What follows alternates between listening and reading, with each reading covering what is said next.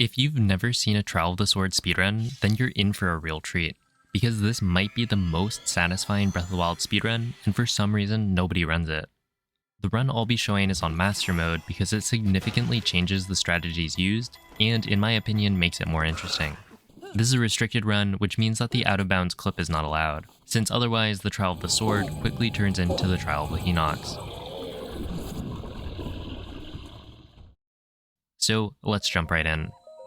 The reason Trial of the Sword is such a unique run is that it focuses on Breath of the Wild's combat system, something we avoid as much as possible in every other category. And with how compact the rooms are, we can't really use any glitches to go faster, making it essentially glitchless. The first floor has 3 blue bokoblins, which are all leveled up thanks to Master Mode. This room shows off the first sneak strike of the run, a mechanic that requires Link to remain unnoticed, but deals 8 times damage to enemies as a result. Because Master Mode levels enemies up, it's gonna be the technique that allows us to deal damage quickly while also preserving weapon durability. It's like killing 2 Bokos with 1 swing. Oh, and the 30-minute attack up meal that Link devoured before entering. Preparation beforehand is allowed, and having max hearts, stamina, and attack up helps a lot. Floor 2 uses the explosion of the choo-choo to create an updraft so that we can grab the hammer and bow. The hammer's pretty strong, so we can spin to kill the Bokos, but it's important to not let the spin get interrupted by random attacks, which is why I hit the Boko once before starting the spin. The right crate contains arrows, but they're random drops, so we have a different number every time. There are generally backups for normal arrows, like the 10 guaranteed in the barrels at the back, but the same won't be true for the elemental arrow drops later. Floor 3 is pretty straightforward. It's just a bunch of choo-choos which basically all die in one hit. But for the second wave, we can time the hammer slam so that it has enough charge to reach all 4 with the same shockwave. Then, depending on how many arrows we have, we can use bombs or arrows for the final 4. Fun fact, you can headshot choo-choos by hitting their eyes, although I didn't get any this run. We start floor 4 by whistling and then stasising the archer at the top before it notices Link. The whistle alerts the enemies so that they'll be in more consistent locations later. Stasis Plus is great for these kinds of strats since stealth is required for sneak strikes, but we also want to move quickly. And now we take things to the next level with sneak strike chaining.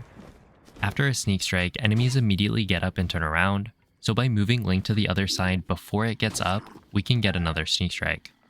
Then we grab the fire arrows and shoot the black bokoblin with one so that it jumps around long enough to attack it 3 times and then jump around it for a sneak strike. The unique properties of elemental arrows make them really useful, but with the number dropped being RNG, it can definitely be a reset point. Luckily for us, the resets are really fast since there's no intro cutscene. The rest of the floor is just picking up other weapons and arrows, while using the broadsword to take care of the remaining Bokos. One fairly significant time save that you might not expect is picking up every weapon and item that we use before starting the trials, so that we don't get new item text boxes throughout the run. It's about 2 seconds per text box, so it adds up really quickly. Here's an even better look at using fire arrows for stealth. We intentionally use a body shot because a headshot would knock the enemy down, which makes it harder to run behind them. Then we drop the lantern on the bomb barrels to hopefully kill the Bokos inside. Another benefit of fire arrows is that fire can deal a lot of damage if an enemy gets stuck standing in it, which is why I shot the ground instead of the moblin. It was supposed to hit the grass, but I missed by a bit. Inside the skull, we get the spiked moblin club, which at 27 attack is the strongest weapon in the beginning trials, as well as another spiked Bokobat. And now we reach the first mini-boss of the trials. These floors are typically not as hectic, because there's only one enemy to worry about, and their attacks are more telegraphed. By carefully moving Link as the talus gets up, we can stay on top and get ready for a spin. You might think that we'd use the hammer for this, but this is a luminous talus, which for some reason is the only talus type that doesn't have a damage multiplier on hammers, so the Moblin Club is actually better. The first part of the beginning trials aren't too tough. But it's a nice introduction to some of the strats that will carry us through the tougher floors that will be coming up surprisingly soon. After every subsection of the trials, there's a break floor, which mostly doesn't mean anything for the speedrun, but you can cook any wood you pick up for a quarter heart of healing each. Food for thought. Floor 8 gives us a nice change of scenery and is possibly my favorite room in the entire trials. By shooting the first arrow a little beyond the choo-choo, it draws the Lizalfos together so that we can shock them by then shooting the choo-choo directly. This brings them close enough together that we can go for a double sneak strike. But things aren't done yet, and we immediately jump on the cryo block to stasis the resting Lizalfos so that we can run behind it for a sneak strike. And for the final Lizalfos, we use a headshot to stun it, just long enough for the final sneak strike. It's just so clean and uses 3 different methods to distract enemies. But not all rooms are created equal, and this next one isn't quite as exciting. We snipe the Octoroks, and with enough arrows, the fastest strat is to headshot the Wizrobe 8 times. If I'm low on arrows, then the strat is to use 1 headshot and then stasis plus a 2-handed weapon spin with one of the bats for the kill. However, this was the calm before the storm. In my opinion, floor 10 is the hardest floor in this entire challenge if you don't have some sort of strategy going in, and it makes it seem like nobody playtested this in master mode. But with the strats I've explained so far, we have the building blocks to make it a piece of cake.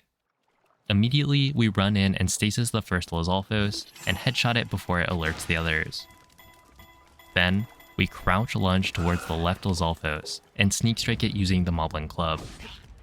Silver Lizalfos regenerate way too fast, so in between sneak strikes we use a headshot to prevent any healing. After 2 sneak strikes, we swap to a bat to preserve the last durability of the club for later. Moving on to the final Lizalfos, we use the fire arrow strat so that we can run over instead of having to crawl. But this time if you headshot the Lizalfos, it'll fall in the water and kill the run, which is surprisingly easy to do. Instead of headshots in between, we use extra spin hits with the bat since the bats are weaker and need more hits to kill. I'm interested in what other people thought was the hardest room, so leave a comment down below and we'll see what really gave people trouble. This brings us to the largest room in the trials, and the only wind bomb used in a non-Master Sword room. It's a bit tricky since there's super strong wind, which, ironically, can make wind bombs fail by slightly shifting the bombs out of position. It's also not quite tall enough to allow for a normal cardinal wind bomb. The goal in this room is to launch all the enemies into the water so that we don't actually need to deal with them normally. Most enemies, unlike Lizalfos, can't swim, so bombs and 2-handed weapon swings become super effective. Then we can snipe the archers from the top using some visual cues for the faraway ones. One thing I haven't mentioned yet is that there's a small delay between killing the last enemy and being able to activate the elevator. We use this time to get as close as possible to the elevator and equip the items we'll need for the next floor. Now we get to complete the Trial of the Hinox. But we've come prepared, so there's no need to use the middle box. Instead, we use 3 arrows to wake it up, and then throw 2 of our strongest 2-handed weapons at its eyeball to deal massive damage and stun it. It's important to actually hit the eyeball, because while the weapon always breaks, it doesn't knock the Hinox down without a headshot. Then we steal the Knight's Broadsword and use it with Stasis Plus to get the kill before it can fight back. The fight is actually pretty scary, since we have no armor, so getting stepped or sat on will kill Link in 1 or 2 hits. And with the metal shin guards covering both legs, it's very easy to miss out on some of the damage and get stomped out. But that's the end of the beginning trials, and with a short wind bomb up the stairs, we collect the first Master Sword upgrade. I think the interesting thing about Master Mode Trial of the Sword is that the difficulty is reversed. The beginning trials are arguably the hardest because the power level of the weapons you collect is much lower. So while the enemies are also typically weaker, you just don't have as many resources to pull from. But that's more from a first playthrough perspective. In the speedrun, I think the middle might be my pick for the hardest. Something I haven't mentioned yet that makes up a lot of the speedrun is loading times. Unfortunately, between every room is a pretty long load, and Breath of the Wild doesn't use load remove time. I think load times make up around 6 minutes of the overall run, which isn't as much as I thought, but that's still like 17% of the run. The middle trials start off with constant updrafts, which results in some pretty interesting movement that you don't really get to mess around with other than places like the flight range or during Meadow entry. The first thing we do is bomb a Boko and grab the club to sneak strike it to get the axe. The axe lets us break boxes and barrels, and can also be used to knock enemies away, which with the existence of giant pits in every level, is quite useful. The far wall gives us a bow, which we immediately use thanks to the infinite updraft to headshot the rest of the bokoblins. You can probably see why the updraft area is fun. There's more arrows in the barrels, and then after picking up the shield, we're good to go with a full set of equipment. There's some fire arrows in the crates as well, but we don't need them. Floor 2, we immediately whistle to alert everything and headshot the first Wizrobe so that it falls into the abyss and dies. The second Wizrobe is around the corner, but because we whistled, it will always be above the abyss instead of above one of the platforms. Those guys have fire rods, which are pretty useful, but we don't have good enough equipment right now to kill them, so we just let them fall. The last Bokos we kill by dropping them into the pit, which can be done in one bomb if they're positioned properly, but sometimes it takes a little bit more persuasion. The Spear Boko is kind of annoying since it can stab Link while he's jumping to drop the bomb, but otherwise the room is pretty easy. The next floor puts the instant bullet time everywhere to good use, with an initial headshot on the middle Boko before it alerts the entire room. All of the archers have elemental or bomb arrows, which also means that the crates drop elemental arrows, making this the most important room in the trials. Like I said earlier, the elemental drops are RNG, and we're looking for as many bomb and ice arrows as we can get. Ideally, that's 10 and 10, but as long as we get 6 ice arrows, we don't really have to change strats drastically, it just loses time. Other than that, we picked up a Lizal boomerang and a strong bow that we use to kill everything. In this run, I ended up with 6 bomb and 10 ice arrows, which is really good since we have enough ice arrows to continue and the second highest number of bomb arrows that we could get. The first mini-boss of the middle trials is a Decayed Guardian, which is great because we can parry a laser and kill it in one hit. But it's a bit trickier than normal laser parries because we do it from a platform that's farther away, and Master Mode Guardians like to troll with a slight delay on firing the laser. It is reactable, so as long as you're ready, things should be alright. Although there's a certain room later that puts that to the test. There's more arrows in the crate that we grab while waiting for the Guardian to die and the elevator to activate. Here's break room number 2, and this time there are fairies, which can be a good pickup if you're low on hearts or worried about dying. They're not even a huge time loss, so it's definitely helpful for the learning phase to pick them up, especially since the upcoming floors can be pretty tough. You know what makes games more fun? Not being able to see. The gimmick of the next few floors is that there's no light, which doesn't really affect the gameplay that much if you already know the layout of the room. This one is just some choo-choos and keys that we kill with bombs and arrows. For the next floor, we show part of why those ice arrows are so important. Ice arrows one-shot fire enemies, which we use to kill the 2 fire Lizalfos, so if we only had 2, that would leave 0 for the rest of the trial. Shooting the rope drops the lantern for an explosion, which doesn't kill the Lizalfos inside, but does set up for at least 1 sneak strike, since they didn't actually see Link. The other, we kill with a boomerang the old-fashioned way. Coming up next is the room that I had the most trouble with while learning the run. Almost all of the strats that I use I learned from watching 815's world record, which I'll leave a link to in the description in case you want to see perfection. But in this room, I just could not figure out how to do his strat consistently, so I came up with my own version to make it easier even though it's a bit slower. After climbing up the wall, we jump backwards to use bullet time to kill the Wizrobe with an ice arrow, and then we climb back up the wall to get a good vantage point to shoot an arrow to distract the Bokos. There's 2 black bokoblins and 1 silver, so we need to group them together so that Link can sneak strike the left 2 at the same time, and then kill the right one quickly enough to set up for a sneak strike chain on the silver one as it gets up. The spacing for getting the double sneak strike is really tricky since you need to land really close without alerting them, And if you only hit one Boko with the Sneak Strike, it gets really messy. After that, we pick up the Dragon Bone Boko Bat and Meteor Rod before making our way to the elevator. Floor 9 doesn't pose nearly as much of a challenge, since it's basically the same as the previous mini-boss floor, just parry a laser and don't get faked out. One thing I didn't mention last time is that we use a crouch input to cancel the parry animation as soon as possible, which is fast, but at close range becomes really spooky, since getting hit by a delay while crouching can definitely kill Link. Another way to cancel animations is by swapping equipment with the quick menu, but doing it too early will still result in a very dead Link. Floor 10 isn't actually the break room yet. Instead, we have the rematch from the Typhlo ruins. This Hinox has wooden shin guards, so we use the Meteor Rod to get those burning and pick it up. This sets up for a really easy headshot as the Hinox gets up, and with the shin guards out of the way, we can spin to win with the Dragon Bone Boko Bat until it dies. It's a bit late to mention this, but we typically spin facing away from enemies to get double hits on every spin. It drops a Thunderstorm Rod, Knight's Broadsword, and Knight's Bow, all of which are really useful. The Thunderstorm Rod gives us elemental damage, and the Broadsword and Bow are just strong. And now we have the break room. There's even more fairies here, and I definitely had to pick them up for backups initially, since the Boko floor from earlier used to leave me with almost no hearts left.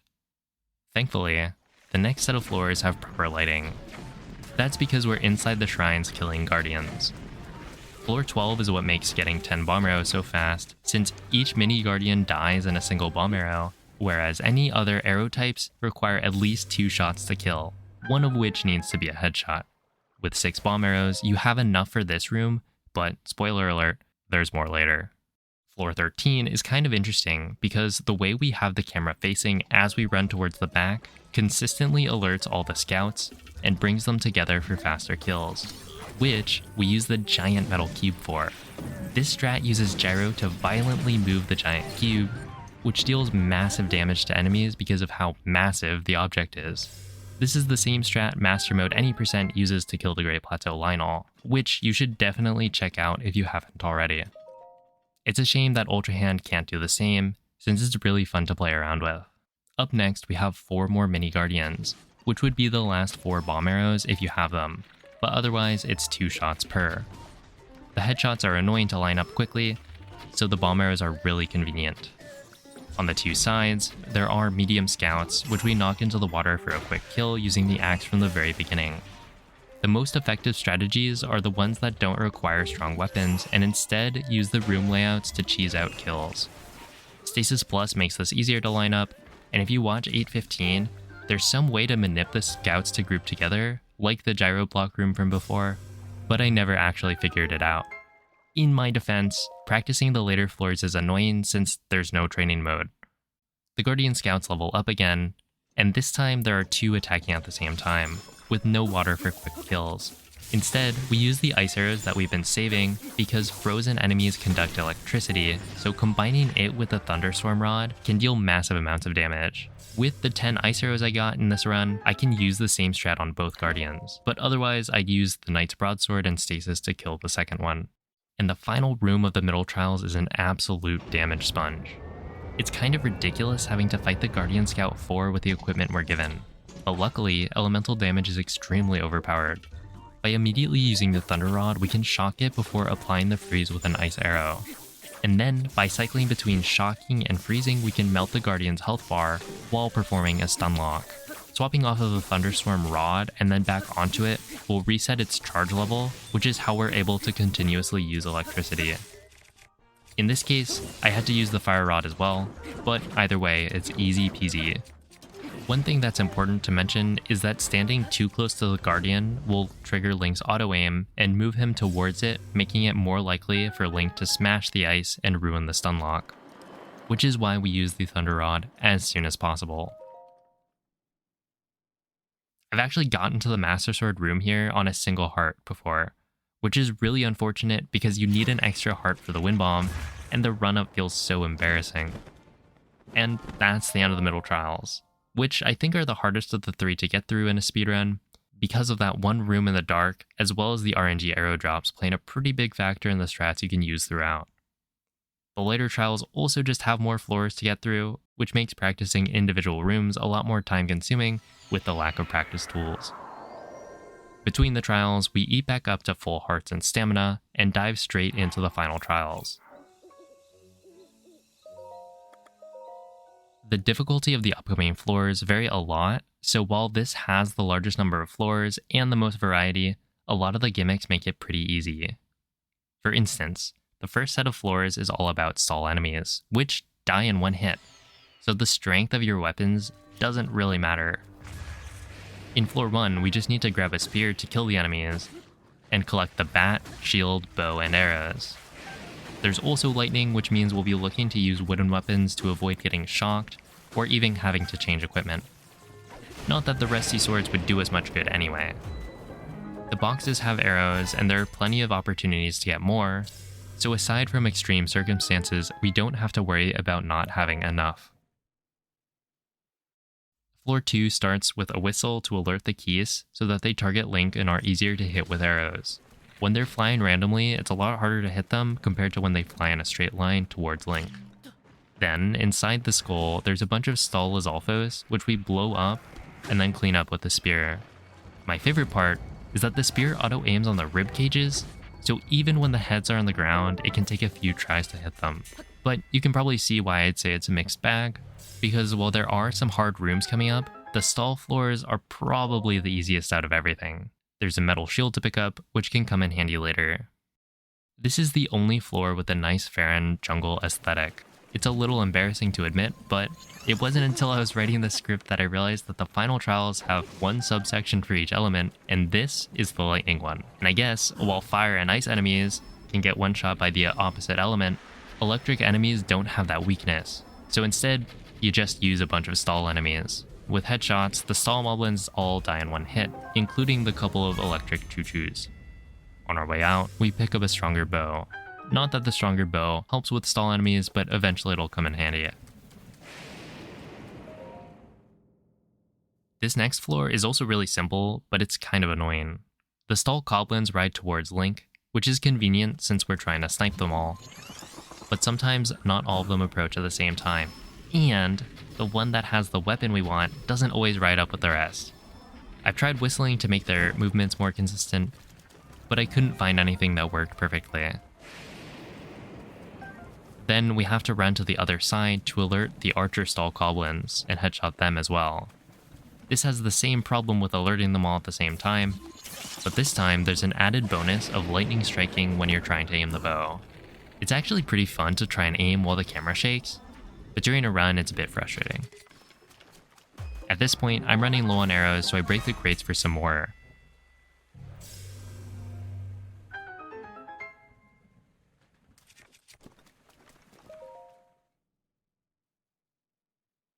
The mini-boss is a Stallnox, which is about as easy as the other Hinoxes have been.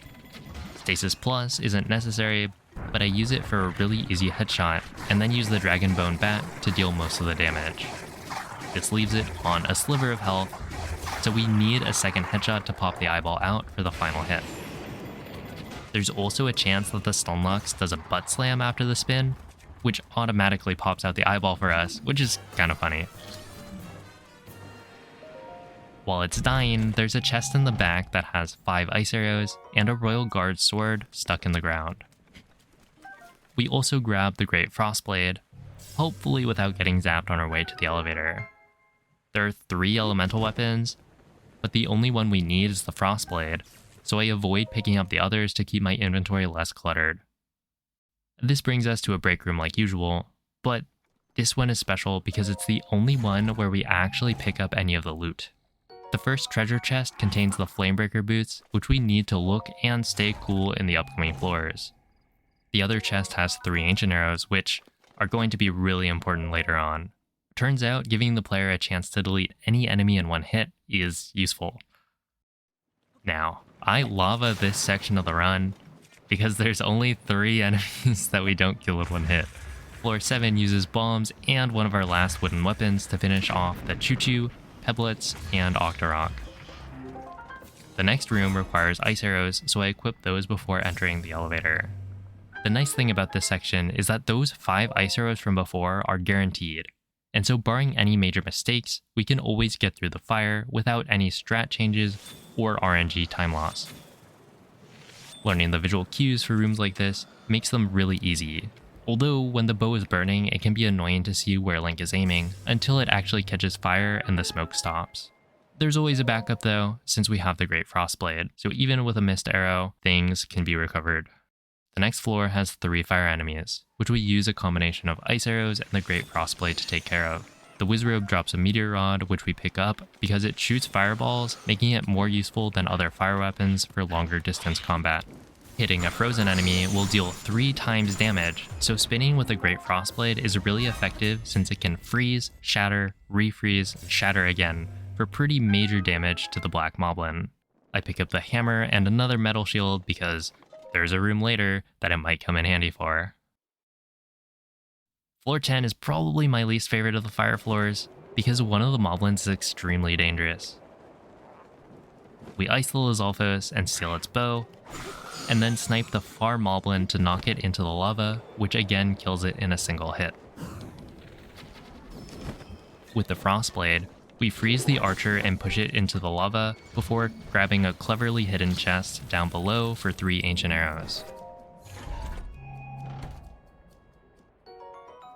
In the metal crate, we get a few fire arrows, which are RNG, but anything other than a minimum roll is fine. The Moblin with the Royal Guard Spear is the problem I was talking about earlier, since they can attack really fast and it deals tons of damage. I haven't learned how to properly manipulate, so for me this is one of the scariest moments in the run. And that brings us to the Igneo Talus room. Fortunately for us, that doesn't change the game plan at all, and it's just as easy as the Luminous Talus from the very beginning. We wake it up while also putting out the fire using the Frostblade, so that we can climb on top, being careful to not fall off as it stands up and spin with a hammer. This time we do get the extra damage multiplier. This only takes a single spin, and with Link turned around we get double hits to make it super fast. I'm sure the Talus would deal significant amounts of damage if we ever got hit, but with these boss enemies it's easy enough to avoid that it's never really happened in a run. But now we're out of the frying pan and into the freezer. Freezing temperatures aren't nearly as urgent since Link only loses a bit of life every 10 seconds, making it a mild inconvenience. The difficulty of the floors doesn't go up that much, but there are a couple of tricky rooms, and enemies are starting to get really strong. Floor 13 starts with a snipe on an ice choo-choo in the back, which freezes a group of Bokos as we bomb the ice pebblets. Then we shield surf our way over, and because the freeze lasts so long, we're able to easily deal with each Boko one by one. The silver one survives the hit, but since it didn't notice Link, it sets up for a sneak strike afterwards.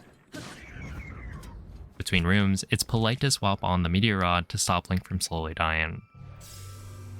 This next floor is really cool, and not just because of the temperature. We whistle at the start to alert all the enemies, and then immediately throw 3 fireballs with the meteor rod to clear out the 3 ice enemies at the bottom before sniping the golden Moblin at the top with an ancient arrow. This is the first golden enemy, and with how much health it has, it's a lot more efficient to delete it than it is to kill it normally. The archer goes down in one headshot, and then we surf towards the chest encased in ice to collect 3 ancient arrows.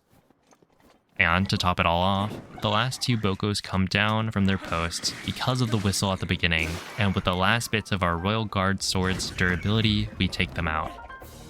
I messed up slightly here, so I had to pick up an extra weapon to clean things up, but I gotta say, this room is really satisfying when it's done right.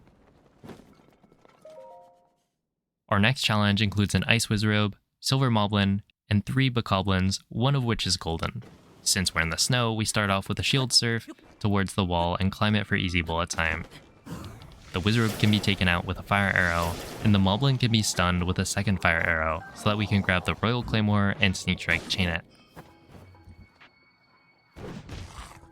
Then we pick up the Blizzrod on our way over to the Bokos, and use it to contain them while also increasing our damage output on the upcoming spins.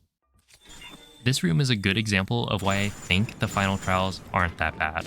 We're given so much strong equipment that despite the increased health and damage the enemies dish out, we have plenty of tools to deal with them safely.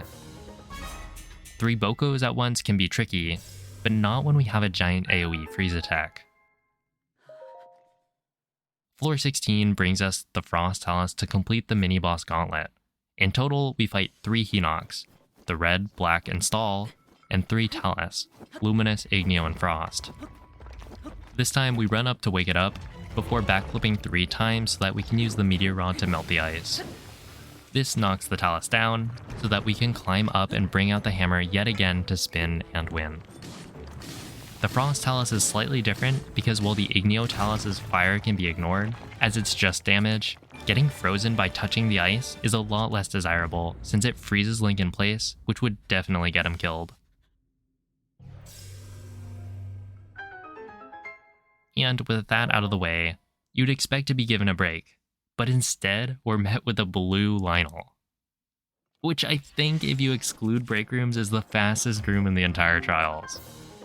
There's just no world in which we actually take the time to fight it fair and square, when we're given so many ancient arrows to use. But now we do get a break, as we prepare for the final section of the run. This is where the Guardians come out to play, and things get quite a bit simpler, but also a bit spooky.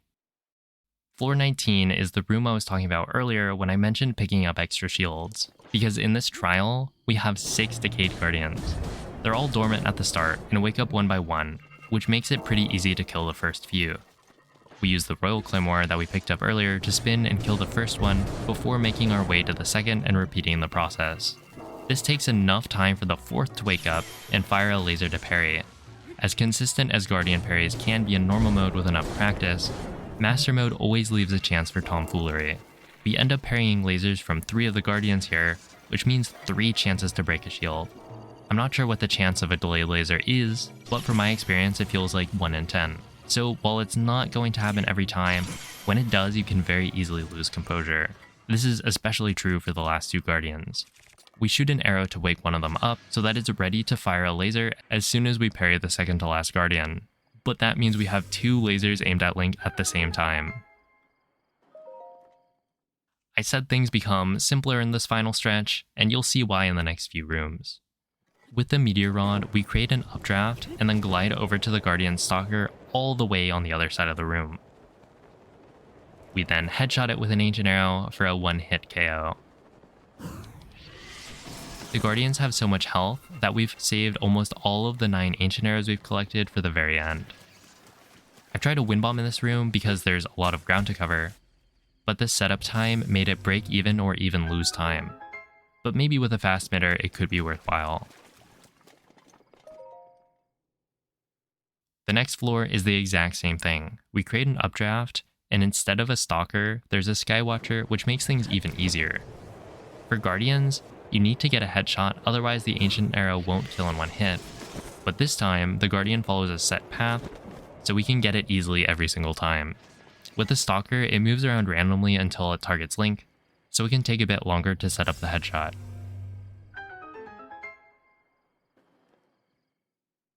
Now, instead of a single Guardian per room, what if we fought 3 at once? We still use the updraft strat, but this time we get introduced to the turret, which remains stationary and is located far off in the corner of the room, requiring a long distance snipe. But the stakes are high. Getting a body shot wastes the ancient arrow without killing it, losing a ton of time. This is supposed to also lead into a headshot on the Stalker at the same time, but unfortunately, it didn't aggro, so I had to wait a little bit for the final kill. And with that room completed, it's time for the final room of the final trials.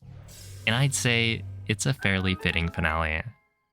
I want to preface this by saying that the biggest single time loss in my PB was the final room because I messed up the manip at the beginning. What's supposed to happen is we run up with the Blizzrod equipped and camera facing down so that the enemies don't immediately notice Link.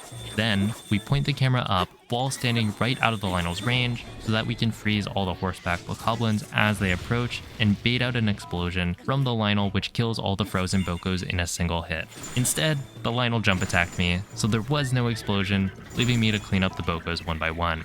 But there's also one final nerve-wracking ancient arrow snipe on the turret in the corner that's really easy to miss under the pressure of the laser. The visual cue for this isn't nearly as well defined, so I used to always miss and climb the tower in shame to kill it with whatever weapons I had left. This ends up losing me around 30 seconds, So yeah, not great.